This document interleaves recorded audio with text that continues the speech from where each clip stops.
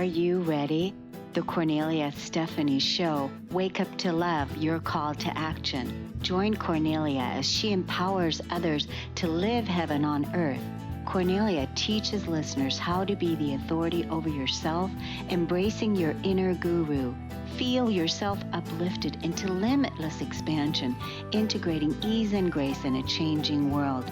This show will cover topics such as unconditional love, your physical body, how to be in extraordinary relationships, create financial and emotional wealth, embracing entrepreneurship in the new earth.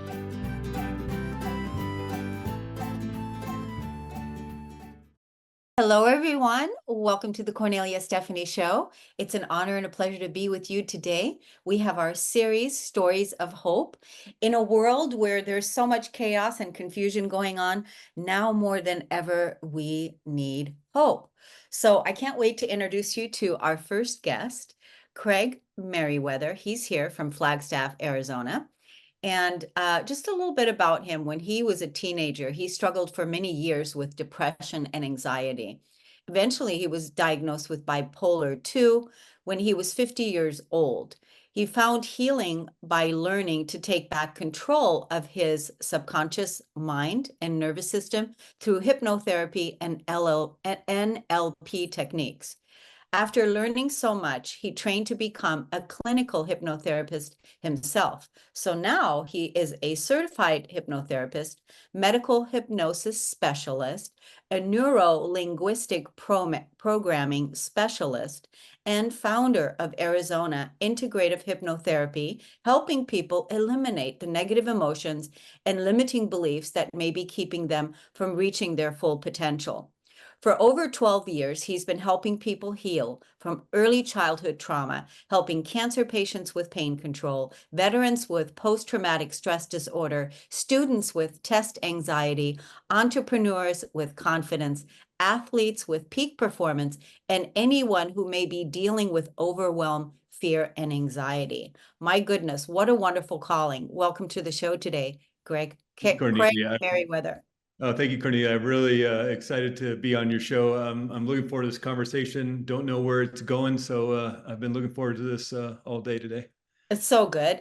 It's amazing when we find ourselves, right, with the most challenging situations, whatever it may be, whether it's an illness or tests that life gives us. And obviously you've had your share, and now you've turned those challenges into triumphs, and you've healed your own life, and you're helping others heal as well. Yeah, and it was such a journey, especially the kind of head slap of finally finding out after 25 years of just managing and dealing and working on myself that, oh, this makes a lot of sense. Bipolar 2 is not the fun one. Bipolar 1's the one where you get super depressed and then you get super manic and you end up in Las Vegas spending all your money and mortgaging your house and in debt with the mob and all that stuff. The kind of exciting one. Bipolar 2 shows up as depression, and the manic part shows up as anxiety. And so that was kind of the big struggle for a long time. But before even the diagnosis, it was really the birth of my son in 2000, where I really said, I got to get my act together. My mother struggled with depression and suicidal thoughts. Certainly, I had my own issues, and if my son was going to struggle with those issues, I wanted some answers and I wanted some techniques. I was a teenager in the 1980s. They didn't have the SSRI drugs, the selective serotonin reuptake inhibitors like Prozac and all those ones. Those didn't come out till the mid-90s or so. So it was really talk therapy and whatever book you could find at the library or a bookstore. So luckily, at least in 2000, the internet was just starting to come out. You could do a lot of research, a lot more information out there. And I just started finding techniques and methods to just start resetting my own nervous system, changing my brain chemistry, turning off the adrenaline and the cortisol and turning on the serotonin, the dopamine, the oxytocin. And so it was a lot of trial by error, but also a lot of finding the methods that actually work. And sometimes the methods can be really simple. There's so much research out there showing that just exercise works as well as medication for depression and chronic depression, not just, kind of Monday morning blues. We're talking chronic depression. Exercise works as well as medication. Hundreds of studies show this. Of course, you're depressed, you don't want to get out of bed, let alone take a walk in the sunshine. But if you could just start the process of just doing a little bit each and every day, you can really find amazing results just by practicing. And that's the biggest thing. What is strongest within your mind is what you do over and over again. And if you're, in my case, practicing depression and anxiety, guess what? You're going to get really good at it. Just like you're going to get a black belt in Taekwondo or Judo if you practice a lot. You're going to get better at the piano if you practice a lot. So it goes to figure you're going to get better at depression, anxiety, or fear, or anger, whatever you're practicing. So a lot of the work is just practicing something else. Yeah. Couple things came to me while you were talking. First, I want to ask, how old is your son today? Today, he was 23 years old, 23 and a half, if you want to be technical about it. Great. Yeah. I think that that was a wonderful gift that you're giving, your son, your legacy of, when he was born, that you didn't want to, you did not want him to have the same, life possibilities of what you were dealing with at the time. You wanted to create and for him to have a better life. So that's a wonderful, wonderful gift that you gave him. And obviously he's doing well. Yeah. Yeah, that's wonderful. So who are the people that come to you? So because you talked a lot about the exercise and having getting yourself moving if you're depressed. So are your clients people that come to you that are suffering with depression and anxiety?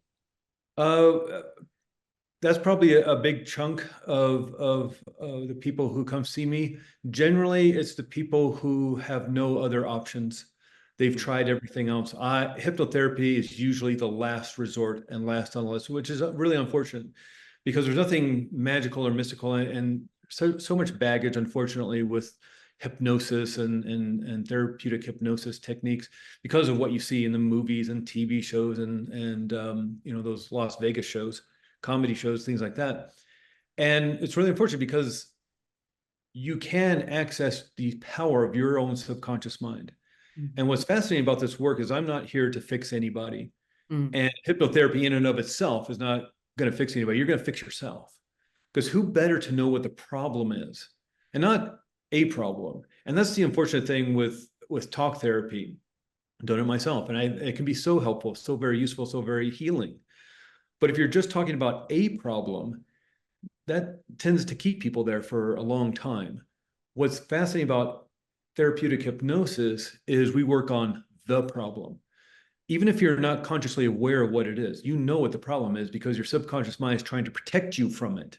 Mm. That's why you get those warning signals of fear or anger or anxiety. There's something in your external environment that is triggering this response, this reaction with this feeling state. So your subconscious mind knows exactly what it's trying to protect you from. Again, maybe not consciously, but subconsciously, you know exactly what the problem is. It's almost like you have a filing cabinet of all the hurt and the pain and the trauma and the things that have caused terror and anger and humiliation and embarrassment. And your subconscious mind is for you, but its main job is to keep you safe and protected, which doesn't necessarily mean happy and thriving. It just means alive. It's for survival. And if you've had some hurt and pain, especially as a child, it's going to want to protect you from that. If anything looks like something in one of those files, it's going to turn on the armor, turn on that fight or flight stress response. So your subconscious mind knows exactly what it's doing. And that's what's fascinating about this work is by quieting down the mind and the body, even just a little bit, even if you have an overactive mind, that actually is amazing for this work. You don't have to be an expert meditator to do this work. You can have an overactive imagination and maybe it might even work even better. But with this work, what we're doing is not necessarily going to talk about the problem. We're not. This isn't talk therapy. We're going to access your subconscious mind just through deep relaxation or even light relaxation and rest, and then quiet down that conscious mind. And then sometimes it's just as easy to ask, what is the problem and what needs to happen to fix this? And it can be that simple. Wow. Yeah. I love hearing that. So it's basically, you said a state of relaxation and a state of calm, and then asking a very simple question. Yeah. It And can be then that simple. it Yeah. can be, yeah. Yeah. It- Just really quickly, because I know we're just got a few minutes, but what I like to, how I like to explain this is with an actual real world example. Mhm, And I was doing some classes, some Zoom classes. A lot of the work I've been doing over the last, and a lot of us doing hypnotherapy or talk therapy or have mhm, been doing this work over Zoom because of the issues of COVID in 2020 and 2021. All our sessions went to Zoom. And it just is convenient and people feel relaxed and safe in their home. So what research shows, it actually works a little bit better doing mhm. Zoom sessions than in person. But I was doing these classes for the cancer support community of Arizona, Zoom classes with 12, 15 people would show up, and we're doing pain control and healing acceleration and immune system boosting over the course of a few months. And this older woman was in the classes. I guess she's about 70 years old. And the third class, I was early to the class. She was early to the Zoom class, and we're just chit chatting. She asks if hypnotherapy can work with procrastination. Yeah, that's a mindset issue, trying to back away from something that seems dangerous, even though it may be beneficial to you to get that promotion or get that good grade in school. And so, yeah, let's work on that. And so we made an appointment for the very next afternoon. I had an opening. And so 24 hours later, what's fascinating is the gears start turning when you're knowing you're going to do some healing work. And she says at the appointment, I know I said I want to work on procrastination, but what I really want to work on is why I don't matter in life. This is a 70-year-old woman who thinks she doesn't matter in life. Mm. And so there's a feeling state to that in the body. You can point to it where that pain resides, where it originates. And so sometimes, again, it's just as easy to follow that feeling state back to the thought or the memory that's creating it. We do that kind of regression work. And 10 down to 1. On 1, you're going to be at the very first time you ever felt that you didn't matter in life. 10 down to 1, where are you? And she says, I'm standing up in my crib and I'm crying because my father won't stop screaming at me. Wow. And I don't know what standing up your crib is. That's got to be like Yeah. 12, 14 months old, something like that. And in that moment, in that terror, in that horror of this Yeah. person who's supposed to love her and nurture her and take care of her and love her is screaming at her because she won't stop crying. Her mind, that tiny mind of hers, that brand new mind of hers, thinks, well, the only way I can justify this is I just don't matter. And she held on to that file, held on to that belief for some 70 years until one day she decided to let go of it. And she did.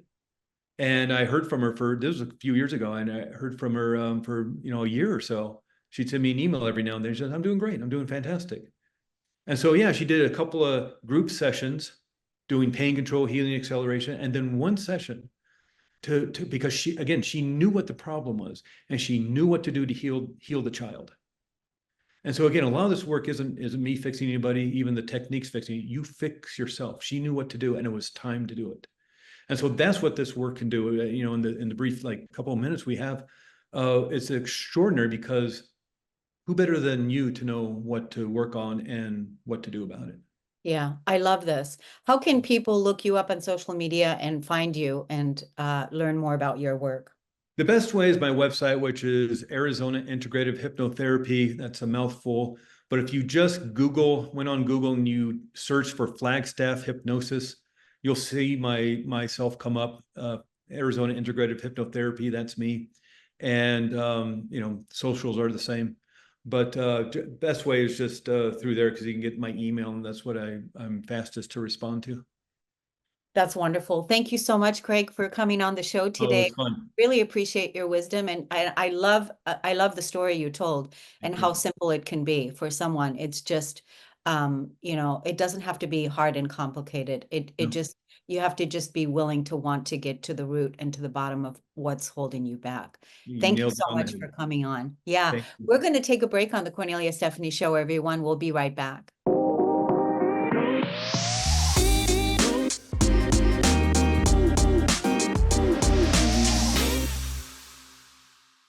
Welcome back, everyone. Our next guest today is Summer Jean, owner of Agami Karma Therapy.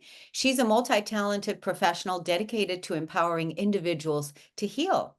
As both a mother of four, integrative sound psychotherapist, Summer seamlessly blends Western psychology and Eastern philosophy to empower her clients. Summer's expertise lies in healing trauma, addressing deep-seated fears, and assisting individuals through major life transitions. She excels at helping clients remove obstacles, reframe negative thought patterns, and release stagnant emotions and energetic blocks, ultimately fostering authentic living and mind, body, and soul balance. Welcome to the show today, Summer Jean. Thank you, Cornelia. I love that name, Summer Jean. It sounds like a song was written about you or something. Mhm. Yeah. Can So, thank my mother. oh, is that, yeah? That's beautiful. It's amazing. You look amazing, a mother of four. So how old are your children? They are 6, 18, 20, and just about 24. Wonderful. Well, they are the future leaders of our planet. So, Yeah. right, we've got to be creating a better world than what we're living in right now. So thank you Mhm. for doing the work that you're doing. We were talking before we came live that you wanted to share a story today about one of your clients that came to you today. You said she was a poster child of hope. So tell us about that. Yeah, I've been in the field of psychotherapy for a number of years, and clients come to me out of balance, and I get the honor of guiding them back into a state of balance. And so when I was reflecting on the story of hope, I was actually coming prepared to speak about something else, but then all of a sudden it hit me like, no, this story needs to be about her because she really is the embodiment. About 3.5 years ago, she came into my office after her partner, whom she had just separated from, and was her husband of many years with 2 children, had committed suicide. Mm, And she was coming to me about 3 months post in very deep grief, mhm, not being able to parent, not being able to function. And she started committing to me twice a week and then once a week.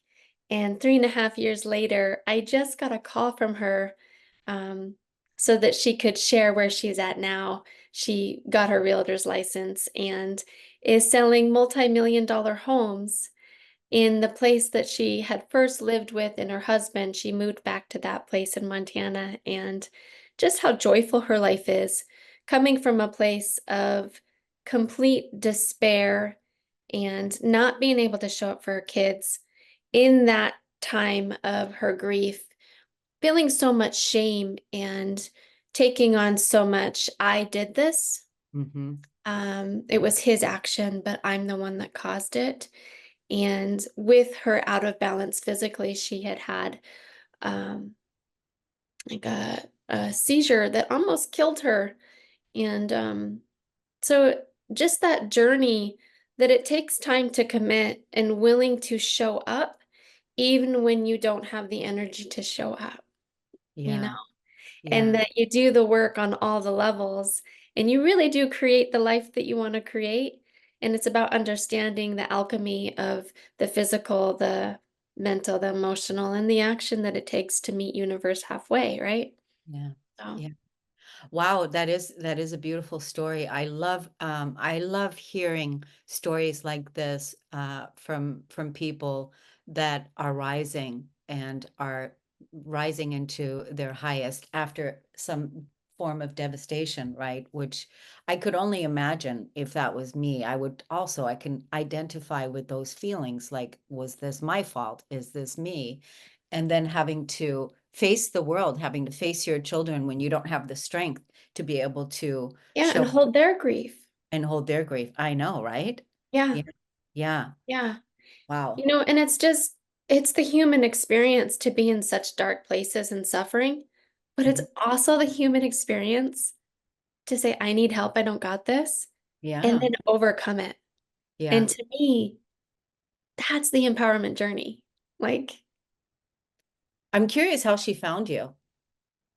So I lived in a small town in Montana called Red Lodge, and very small town, less than 5,000 people. So she was referred to me by a medical practitioner that she had seen and said, you need to go see Summer. So Yeah, so that, it's interesting, whenever we go through something, we're never alone anyway. yeah, But to, then have um connections that are made on your behalf, whether it's a referral or a friend is saying something to you, or, there's always hope for you. There's always help for you, and you have to be willing to show up for that help. And so she had yeah, that, obviously. yeah, She had to make the call to you.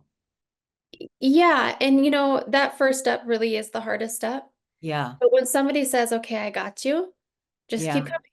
Like I'm so confident in the work that I'm honored to do, that Mhm. when somebody comes in despair, if they put in, I'll put in, Yeah. so that reciprocity is really important too. Oh yeah, Mhm. it has to be a match, right? With energy.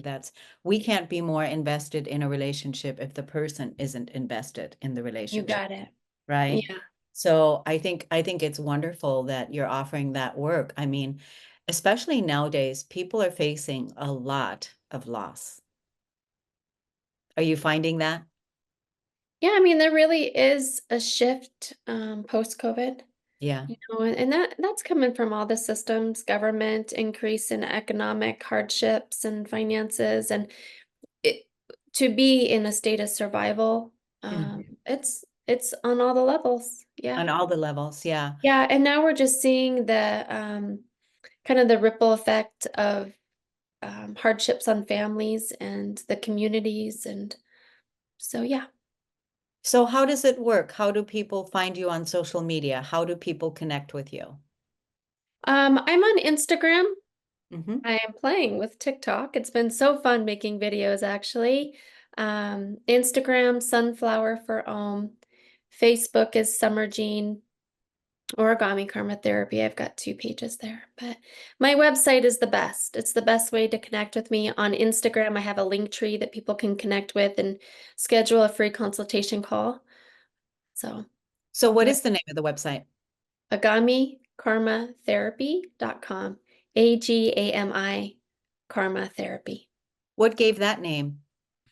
Oh, I have been in private practice for over 7 years. Hmm. And I started this business while I was working with a mental health center. So for about 10 years, Agami Karma Therapy has been my practice name.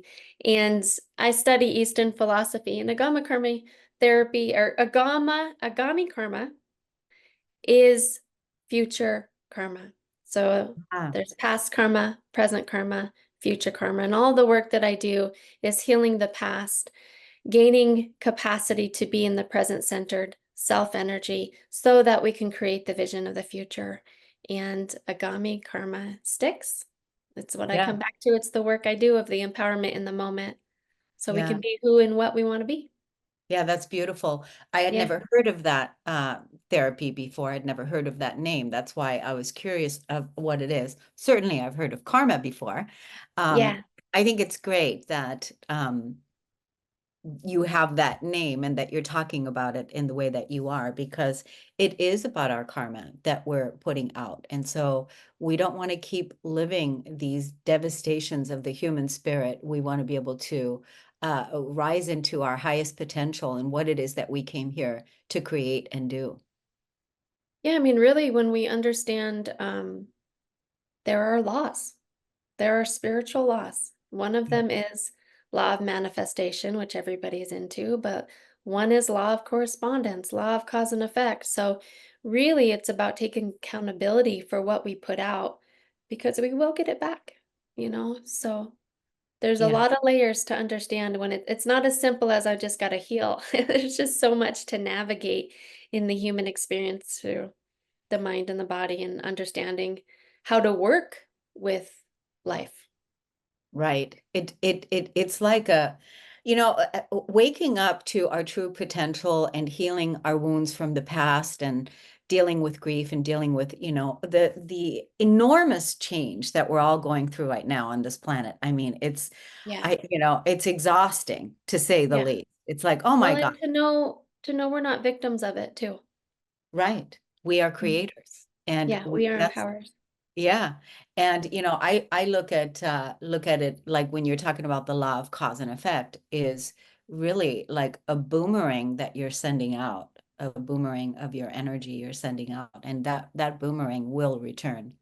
Mhm. So it's beautiful. Let's tell the audience again your Instagram, your social media handles again. Yeah, Instagram is sunflower, the number 4, OM, sunflower for Om. Facebook is Summer Jean Mhm. or Agami Karma Therapy. And then my website, which is the best way to connect after Instagram, is very easy. You just go on my link tree, connect with me directly there, or my website is agamikarmatherapy.com.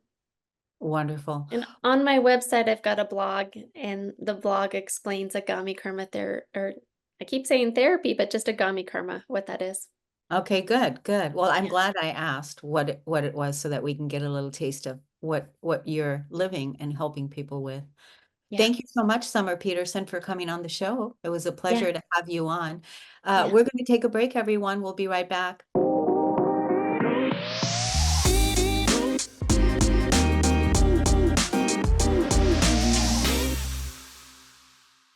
Welcome back, everyone, to the Kornelia Stephanie Show. I'm so excited. We have Marija Kalenic here. She's here from Rome. I love it when we have people join us from around the world, guests from around the world. We certainly have the audience members that are listening from around the world, but I love it when we have guests from around the world. So Marija is here, and she is not just a coach. She's a beacon of transformation, guiding individuals to break free from the stories they tell themselves, stories that block them from becoming who they truly aspire to be. Through her deep understanding of the differences between convictions and values, Marija helps her clients unravel their thinking and behavior patterns, empowering them to navigate a path towards a more fulfilling existence. Welcome to the show today, Marija Kalenic. Well, thank you very much, Cornelia. I'm really excited to be here. So what got you started in this work? I mean, what started your path of transformation? Well, let's say that since I was a very little girl, I was really, really into people, into studying them. I found human beings so interesting, and their behavior, their minds, the way they think, they behave, and how it's not really all the time in balance. It's contradictory so many times. So I used to study people when I was small. Then I started studying various religions, and then when the war started, you see, I'm from ex-Yugoslavia, so I was only a teenager when the war started there. I started to learn the all the holistic practices and energy work. And then to help myself Yeah. mentally and emotionally. And actually, that was the point when I started to know myself better. Mm-hmm. And starting to know myself better, it was so much easier to understand the others. So on my path, then I had a big injury, and to be able to do rehab for myself, I learned also how to do a rehab, and I became kinesiologist. So I started to work with people in rehab, and I started to work with their bodies. And this opened my eyes, because I understood that their bodies, human bodies, are so complicated and complex, but it is as their minds and as their emotional body and as their energetic body. And all of those are so entwined, and you cannot work with anybody on their body if you do not work with their mind as well, with their emotions, with all of their blocks. So that brought me, you know, naturally in a natural way to work as a coach as well. I mean, to start coaching. Right, right. So, did you find throughout the work and working with the body that a lot of the trauma that people hold is in their emotional body, which is held in their physical body? Did you find that? Absolutely. Yeah. Yes, absolutely. It is amazing. It is really amazing when you go and study energies and when you go and study people's emotions. It is so entwined. It is so linked one to another, and our body responds directly. And even the injuries that we make Yeah. are linked to some block in our emotional body or in our energy body. So it is incredible. It is incredible, yeah. So one of my questions was, now we talked a little bit about the emotional body holding trauma, in the, you know, the trauma that we have on an emotional level, how that shows up on a physical level. What about the mental body? What do you find there working with the mind? Well, I find that it is actually there is a big difference, and I find that lots of people who are mentally strong have like a big blockage between their mental body and emotional body. And, you know, more strong you are mentally, so very pragmatic, brilliant minds, you know, logical minds, they will have more problems with their emotions.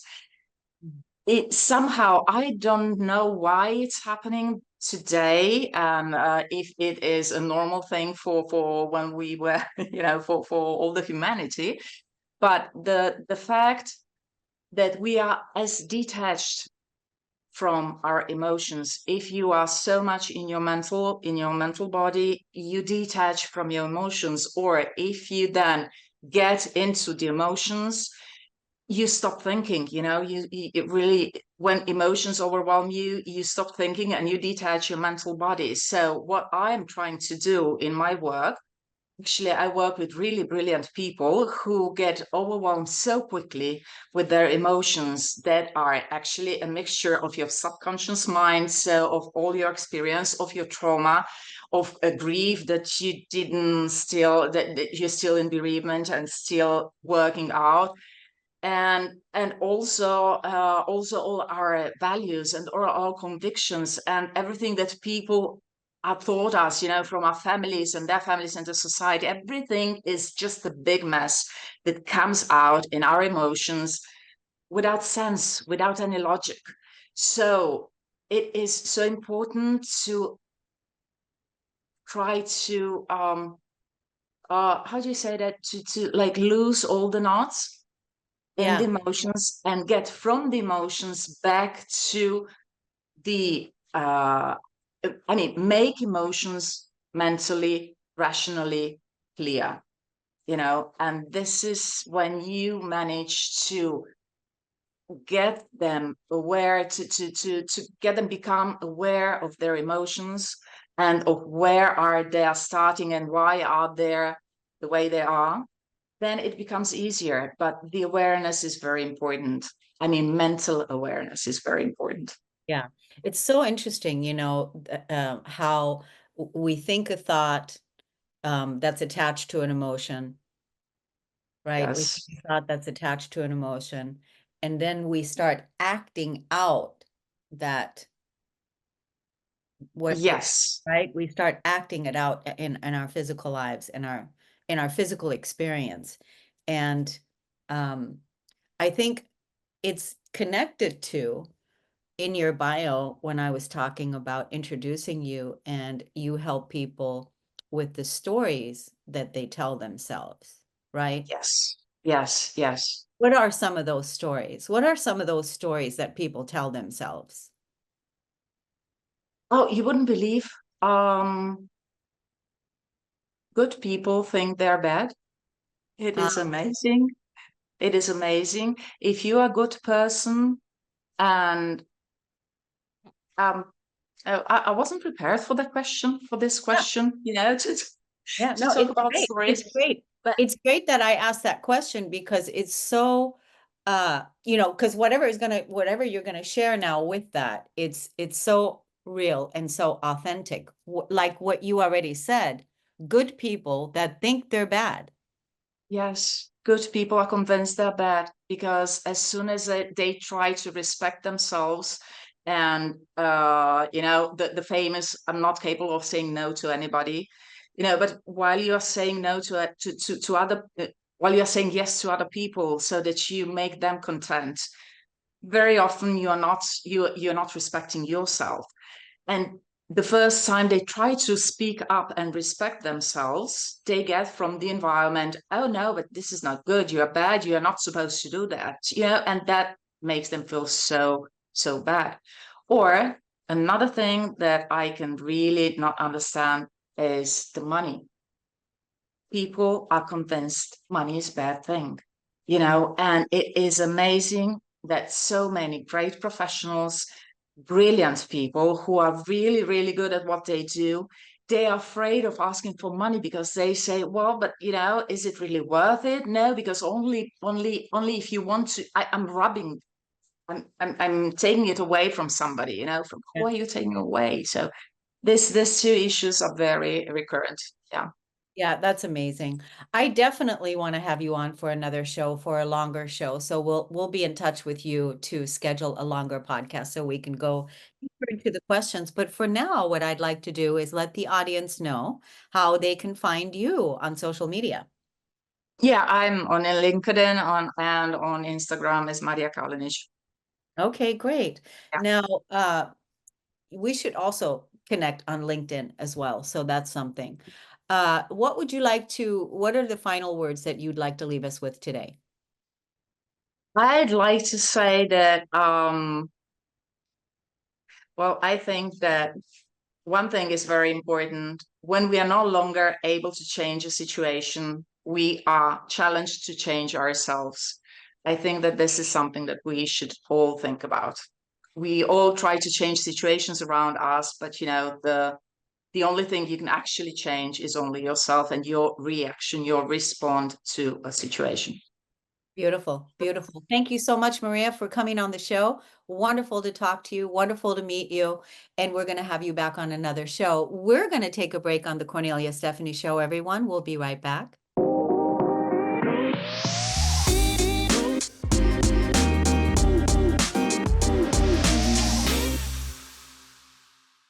Welcome back, everyone. My next guest is Lucyann Licausi. Her path to healing began with overcoming significant personal challenges, including trauma, distractions, and substance use. Through her journey, she discovered the transformational power of somatics, trauma-informed care, mindful practices, and breath work. And through her practice and Empower Her, she shares the tools and education, the insights that helped her reclaim her life and set a firm foundation for her clients to build upon. With invaluable experience as a registered nurse in the ICU, oncology, and plastic surgery fields, Lucyann has developed a holistic approach to healing that combines nurse coaching, trauma-informed care, and somatic practices. Her diverse medical background provides a unique and comprehensive perspective on the interconnectedness of the physical, emotional, and mental well-being, instilling confidence in her clients. Welcome to the show today, Lucyann. Thank you so much, Cornelia, for having me. Wow, you have quite the background. So you've got your nurse and your physical body and the care and oncology and all of that. And then you're bringing, I want to say, when we're into somatic practices, emotional healing and all of that, you're bringing that and into your client work today. So are you seeing clients today one-on-one? Yes, I do. I see them virtually. Oh, you see them virtually. Uh-huh. Yes. So do you feel that the work that you've done in the ICU and the hospitals and everything that you've learned got you ready for this level of work that you're doing now? Absolutely. I feel that the bedside care, working with patients, working with their families, really helped me to understand what they were experiencing emotionally at the bedside. Non-verbally, it really taught me how to advocate and really pay attention to the details, the things that even weren't being said. Just really knowing how to meet those needs and speak up for them and speak up for patients. I worked with a lot of patients in the ICU who were intubated, so they really couldn't verbalize what they needed, but it was really paying attention to what was going on in the body and learning how to speak to the doctors and advocate for them too. That's so powerful because I feel like that's something that's deeply missing in our, it's not even I don't call it a healthcare system, it's a sick care system, is the emotional component of listening to people, what's really going on, on an emotional level. What is it that they really need? And having advocates like you, having learned that to be able to anticipate and even listen to the things that are not being said, that's really huge, right? Yes, very, very big. And then it does fall in line with the work that I am doing now, very much so, especially working with trauma, paying attention to the nonverbal cues, really helping clients to determine where they are in their nervous system, if they are in a fight or flight or freeze response and triggered. So really helping them to find clarity and to help them calm down in their nervous system through the somatic work that I bring into the containers. Yeah, that's so great. Now, I did read in your bio that you were talking also about substance abuse. Are you talking about drugs or pills, or what were you talking about? Pills. I Pills. was talking about pills, yes. Yeah. So, Yeah, go ahead. yes, so I went through a phase in my life recovering from a traumatic situation where I really wanted to numb the weight of my trauma. Um, and this is actually a big part of the work that I am doing now. It's bringing in the inner critics Mm, and really speaking to the inner critics that we have. So, which really inner critics are the voices inside of our minds, and they usually judge us and criticize us harshly, and they're often developed from our childhood. So I experienced a traumatic event when I was 16 years old, and then I fell to the inner controller as one of the seven inner critics, where I didn't want to feel the weight of my trauma anymore. So I fell to substance use to numb the weight of my trauma. And I will say that in numbing and going through that, I really abandoned myself. There was a lot of self-doubt and a lot of shame that I carried. Um, so in the yeah, shame and the self-doubt that I carried, I didn't really know how to manage myself, and I feel that I lost myself for a while. So when I talk about abuse, it helps me to serve my clients powerfully because I understand what that shame and guilt feels like, and I understand how we can become a version of ourselves in this world, not in our authentic state. I didn't share what happened to me for a very long time because I was in fear that I would be judged, and I felt immense shame that I was carrying. yeah. There's so many people. I mean, the numbing piece is all over the place. I mean, we're not just talking about pills. You can numb nowadays. People are numbing with marijuana in a way. It's an escape out. So I mean, but there's so many ways: games, shopping, eating. So many ways to numb, and instead of really getting to the root of what is underneath there that really needs to be felt, which most of the time it's ugly feelings. It's not good feelings, right? And I think that you have, there's a lot of people out there that need your help. And if you focus also on the numbing piece, in your marketing as well, talking to people if they're numbing and they want to get beyond that, that's really a big piece. I mean, there's a lot of people that could use your help in that way. Oh yeah, there's my clients that I've worked with too. So they're, some of them, I always say they're younger versions of me in form of my life when I was really disconnected from who I was. So there is that level of understanding what a client may be walking through, and that I would be able to serve them, knowing that they can carry that shame. Recovering, like if you recover, you can carry such immense shame that it just It's a heaviness. It's a heaviness that sits on you, and it doesn't allow you to feel comfortable in your own body. It just takes up so much space. So there's a lot to be discovered with liberating yourself from these heavy emotional feelings that we suppress, and we don't realize they're kind of in the driver's seat of our lives. Yeah, absolutely, absolutely. I think that's wonderful with, how you're helping people. How do clients find you? How do people find you today? So I'm on Facebook. It's my page on Facebook and Instagram. I do have my practice on Practice Better. That's a platform that I utilize, and that's where my program is as well. But that's how they can find me on Facebook and Instagram as of right now. Oh, okay. And give us the full links. Give us the full links as people are driving and they're not watching. Give us say it out what the links are. Sure. So for Facebook, it's my name, Lucyann. So it would be Lucyann, and I have two last names. It's Licausi, Licausi. Second last name is Baniel, B as in boy, Aniel. And my Instagram would be the name of my company. It is Deep Awakening Wellness. Yeah, Deep Awakening Wellness. And what did you say about the platform that you're on? Something better? So Practice Better. Practice Better. And Yes. is that a .com or?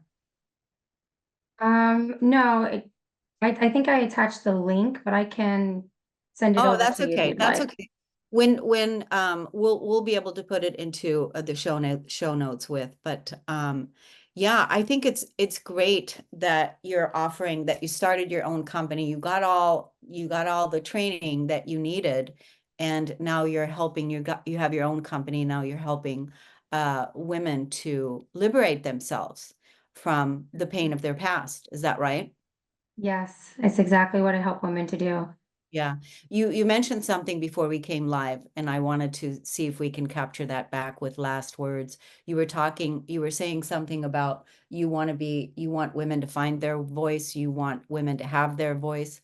Do you remember what you were Yes, saying to me? yes.